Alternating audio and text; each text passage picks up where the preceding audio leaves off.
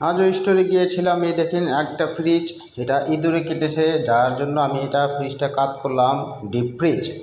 দেখেন কীভাবে ইঁদুরে যে কেটেছে, এটা মানে বলার বাইরে। এই দেখুন ইঁদুরে এইভাবে কেটেছে যে বলার বাইরে। আর আপনারা যদি কেউ যদি কোনো ফ্রিজ কিনেন, তাহলে যে পিছনে যে বডিটা আছে মানে নিচের, এটা সবসময় দেখবেন যে টিনের আছে কিনা, মানে সিটে যদি থাকে, এই যে সিটে থাকলে কিন্তু এটা নিয়ে নেবেন, তাহলে কিন্তু এই ইঁদুরে কাটবে না।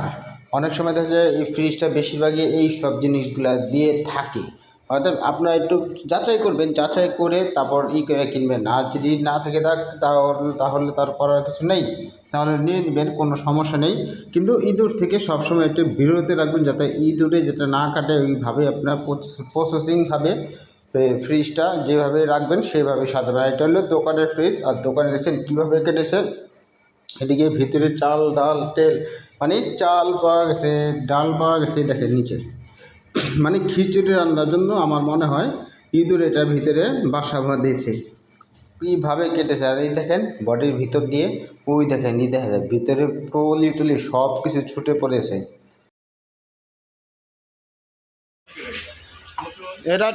এটা চালানোর পরে দেখলাম ফ্রিজটা ঠিক আছে কিনা, কিন্তু ইঁদুরে খেয়ে ফেলছে, তারপরেও এটা ঠিক হবে।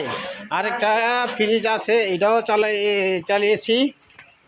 এটা না, এই যেটা এইটা, হ্যাঁ এইটা আরেকটা ফ্রিজ, এই যে ফ্রিজ, এটা ইঁদুরে পুড়ছিল, ইঁদুর না মানে আগুনে পুড়ে গিয়েছিল ফ্রিজটা, যার কারণে এই দেখেন অবস্থা। ফ্রিজের কী অবস্থা হয়েছে, আগুনের পুরা ফ্রিজ, মানে দোকানে আগুন লাগছিল, যার কারণে কোনো ফ্রিজটা পুড়ে গেছে। এটা এখন গ্লাসটা নেই, গ্লাসটা ফেটে গেছে। এটা চালালাম যে ফ্রিজটা ঠিক আছে কিনা দেখার জন্য। আবার আরেকটা হচ্ছে এই ফ্রিজটাও ইঁদুরে কাটছে, এটা তলির ভিতরে অনেক কাটা। এই দেখেন না, তলি পুরা নিচে পড়ে গেছে, যার কারণে কিন্তু এই সমস্যাটা। এই জন্য কিন্তু আমি স্টোরে আসলাম যে ফ্রিজগুলা ঠিক মতো ক্লিয়ার হয় কিনা সেগুলো দেখে। আর এখান থেকে মানে ড্যামেজ থেকে এই যে এই চাকাগুলা খুলেছি, এই যে এইখান থেকে মানে এই ড্যামেজের চাকা খুলছি। এটা আমার বনসি এক ফ্রিজে লাগানো লাগবে আউটলেট, সেখানে আমি নিয়ে লাগাবো, সেই জন্য কিন্তু চাকাটা খুলেছি। আমার মেইন উদ্দেশ্য স্টোরে আসার জন্য এই কারণেই। আর অবশ্যই পাশে থাকবেন আমার। স্টোরের কাজ শেষে মিনা বাজার আসলাম। মিনা বাজারে একটা ফ্রিজ সমস্যা, বনশ্রী, এই ফ্রিজটা দেখতে আসলাম। মিনা বাজার বনশ্রীর ভিতরে সি ব্লক। এই ফ্রিজটা নাকি চাকার সমস্যা। এখন আমি দেখব যে চাকার কী সমস্যা, এবং এটা রিপোর্ট করে আমি অফিসে ভিডিওর মাধ্যমে পাঠাবো, কারণ অফিসে তো সব প্রমাণ চাই। প্রমাণের জন্য কিন্তু আমি সব কিছু দেন চাকা, এটা অন্য চাকা নিয়ে আসছি যাতে এটা লাগাবো।